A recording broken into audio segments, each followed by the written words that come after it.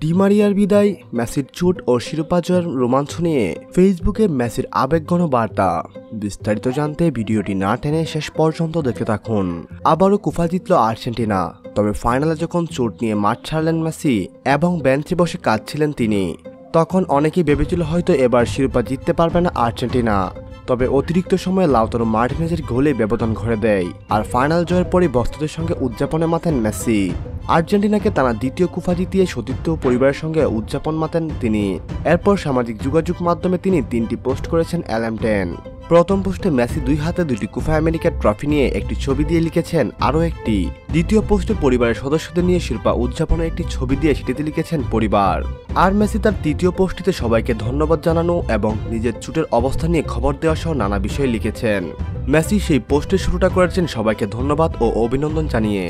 Messi সেই পোস্টে লেখেন, কুফা আমেরিকা শেষ, প্রথমে আমি আমাকে দেওয়া বার্তা আর অভিনন্দনের জন্য সবাইকে ধন্যবাদ জানাতে চাই। নিজের ইনজুরি নিয়েও লিখেছেন মেসি। তিনি লিখেন, আমি ঠিক আছি, ঈশ্বরকে ধন্যবাদ, আশা করছি দ্রুতই আমি মাঠে ফিরতে পারবো এবং আমি যে কাজটা করতে বেশি ভালোবাসি সেটা উপভোগ করব।